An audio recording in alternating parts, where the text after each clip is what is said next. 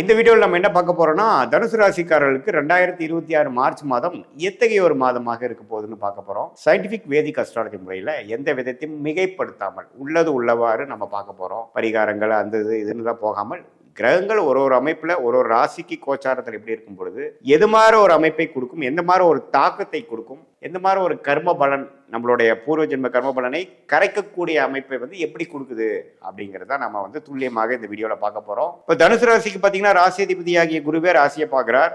March மாதம் எந்த மாற்றமும் இல்லை. சனியும் பார்த்தீங்கன்னா 4ஆம் இடத்துல இருந்து 10ஆம் பார்வையாக ராசியை பார்க்கிறார். 7ஆம் பார்வையாக தொழில் ஸ்தானத்தை பார்க்கிறார். 3ஆம் பார்வையாக 6ஆம் வீட்டை பார்க்கிறார். அதே மாதிரி ராகு 3லையும் கேது 9லையும் இருக்கிறாங்க.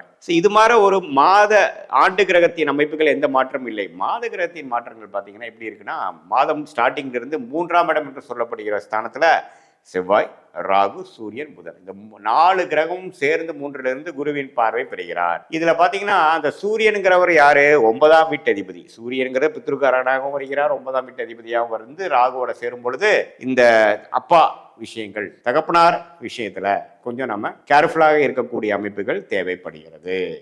அது நம்ம கண்டிப்பா கருத்துல கொள்ளணும். இப்போ பாருங்க, ராசி அதிபதி ஆகிய குரு நல்ல ஒரு அமைப்புல இருந்தாலும் அந்த 9ஆம் இடம் என்று சொல்லப்படுகிற பாக்கியஸ்தானம், தகப்பனார் ஸ்தானம் சூரியன் ராகுவோட சேரும் பொழுது தகப்பனார் விஷயத்துக்கு அவருடைய விஷயத்துக்கு கேர்ஃபுல்லா இருக்கணும்னு பார்த்தோம். அதே சமயத்துல பூர்வ புண்ணியம், நம்மளுடைய தகப்பனார் வகையில் இருக்கக்கூடிய பங்காளிகள், பெரியப்பா, சித்தப்பா அது மாதிரி விஷயத்துலையும் சில பாதிப்புகள் வரலாம். தசாபுக்திகள் ஒரு மாதிரி சுமாரான ஒரு அமைப்பு போகும்பொழுது இந்த மாதிரி பாதிப்புகள் இன்னும் அதிகமாக பார்க்கக்கூடிய அமைப்புகள் உண்டு. அதே சமயத்துல ராசியோட மிகவும் ராஜயோகாதிபதியை கொடுக்கக்கூடிய தனுசு ராசியோட ராஜயோகாதிபதி செவ்வாயம் அங்கோட சேர்ந்திருக்கிறது தப்பில்லை. பட் இருந்தாலும் செவ்வாய், சூரியன், ராகு சேர்ந்திருக்கிறது ஒரு மிரட்டக்கூடிய ஒரு அமைப்பாகிறது. குருவின் பார்வை அதை தணிக்கிறது. சோ இளைய சகோதரர் சகோதரிகள் ஸ்தானம் ஆகிய 3ஆம் இடம், தகப்பனார் ஸ்தானம் இது மாதிரி விஷயங்கள்லாம் கொஞ்சம் பாதிப்பு இருக்குது. 4ஆம் வீட்டில் இருக்கக்கூடிய அந்த 3ஆம் வீட்டில் இருக்கக்கூடிய செவ்வாயின் 4ஆம் பார்வை 6ஆம் வீட்டை பார்க்குது. இதெல்லாம் கொஞ்சம் கேர்ஃபுல்லாக பார்க்கணும். ஸோ தனுசு ராசிக்காரர்கள் மார்ச் மாதம் கொஞ்சம் விவேகமாக, வீரத்தை காட்டிலும் விவேகமும் வேகத்தை காட்டிலும் நிதானமும் தேவைப்படக்கூடிய ஒரு மாதமாக 2026 மார்ச் மாதம் இருக்குதுங்க. அதே சமயத்தில் சனி 4ஆம் இடத்துல அஷ்டாத்திர சனியாக 10ஆம் பார்வையாக ராசியை பார்த்து இன்னும் சில டயத்தில் டென்ஷன், அதிகமான வேலை பளு, ஹார்ட் ஏர்ன் மணி, மனசோர்வு, அதிகமான ஒரு எண்ண ஓட்டங்கள் கொடுக்கக்கூடிய அமைப்பும் கொடுக்குதுங்க. ஸோ அதனால கண்டிப்பாக இந்த மார்ச் மாதம் பார்த்தீங்கன்னா 3ல் இது மாதிரி பாவகங்கள் இருக்கிறதுனால முயற்சிகள் அதிகமாக செய்யாமல் இருக்கிறத மெயின்டைன் பண்ணிட்டு போகக்கூடிய அமைப்புகளுக்குள்ள நீங்கள் போகக்கூடிய அமைப்பு தேவைப்படுகிறது. ரொம்ப அவசரப்படாமல், ஃப்ரஸ்ட்ரேட் ஆகாமல், என்ன நம்ம செய்யக்கூடிய அமைப்புகள் எப்படி ஆகிட்டு இருக்கு, திடீர்னு நம்ம பெற்றோர்களுக்கு பிரச்சனைகள் வருது, இது மாதிரி எதிர்பாராத சில பிரச்சனைகளாக வருதேங்கிறதுனால மனம் துவண்டு போகாமல் ஒன்னொன்னு பொறுமையாக டீல் பண்ணக்கூடிய, அணுகக்கூடிய ஒரு மாதமாக மார்ச் 2026 கண்டிப்பாக வருகிறதுங்கிறது நாம தெரிஞ்சுக்கணும். அதே சமயத்துல ராசிநாதன் ராசியை பார்ப்பதனால எல்லாத்தையும் சமாளிக்கக்கூடிய தைரியமும் மனப்பக்குவமும் உங்களுக்கு வந்துடும் அப்படிங்கிறதையும் நீங்க தெரிந்து கொள்ளலாம். அது மூலமாக எல்லாத்துலேயுமே நீங்க கொஞ்சம் நிதானமாகவும் தன்மையாகவும் இருந்து சிக்கல்களிலிருந்து வெளியில வரக்கூடிய அமைப்பாகவும் நீங்கள் மார்ச் மாதம் எடுத்துக்கொள்ள வேண்டும்.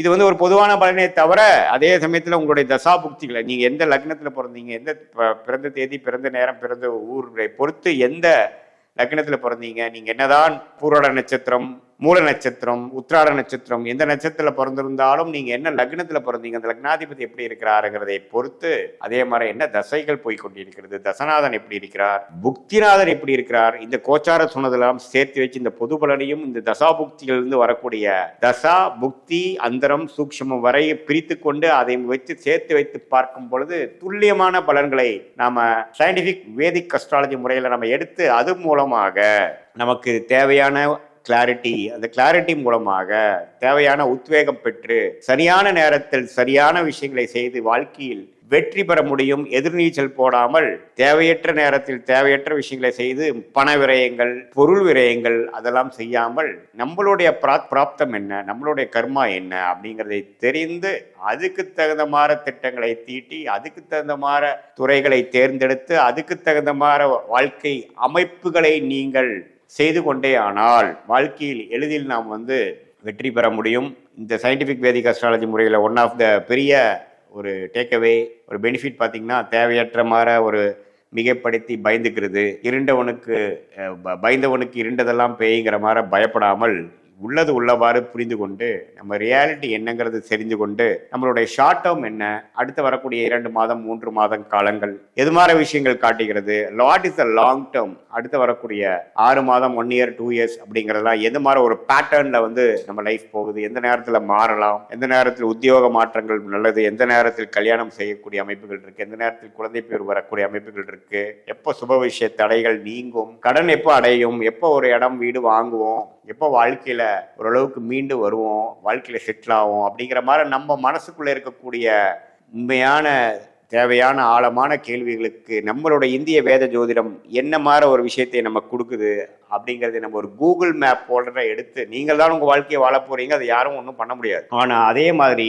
எது மாதிரி விஷயங்கள் எந்த நேரத்தில் செய்யலாம்ங்கிறதை ஒரு கூகுள் மேப் போல நம்ம எடுத்து நம்ம செய்வேயானால் அருமையான ஒரு அமைப்பு, தேவையற்ற விரயங்களை, தேவையற்ற பொருள் விரயங்களை, தேவையற்ற சமய விரயங்களை தவிர்த்து நம்மளுடைய உண்மையான கர்ம வினை என்ன, நமக்கு மிகவும் ஃபார்ச்சுனேட்டான யோகமான துறை என்ன, எந்த கிரகம் நம்ம ஜாதகத்தில் ஸ்தானபலம் திக்பலம் திக்பலத்தோட இருக்கு, கோச்சாரத்தில் எந்த மாதிரி அமைப்புகள் சப்போர்ட் ஆகுது, சீக்கிரமாக நடக்கிற மாதிரி இருக்கா, அது டிலேயிங் ஃபேக்டர்ஸ்லாம் அதிகமாக வரக்கூடிய அமைப்புகள் இருக்கா, எது மாதிரி ஹேர்டில்ஸ் எதிர்பார்க்கலாம், எப்படி அதை எதிர்கொள்ளலாம், எது மாதிரி பிரச்சனை எது மாதிரி டைரக்ஷனில் வரும், எப்படி நம்ம ப்ரிப்பேர்டாக இருக்கணும் அப்படிங்கிறதெல்லாம் நம்ம தெரிந்து அதுக்கு தகுந்த மாதிரி அமைப்புகளை நாம் ஒன்றும் நாம் ஒரு கைத்து கோத்த மாறல் வேகம் காட்டிலும் விவேகமாக, அதே மாதிரி வீரத்தை காட்டிலும் நிதானமான ஒரு அமைப்பாக நம்ம செயல்பட்டேயானால் வாழ்க்கையில் பார்த்தீங்கன்னா நம்ம பின்னோக்கி பார்க்கும் பொழுது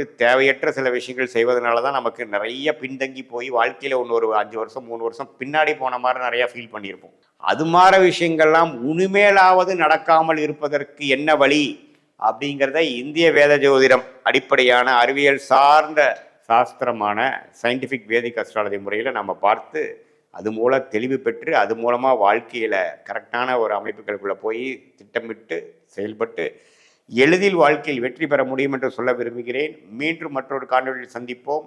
நன்றி, வணக்கம்.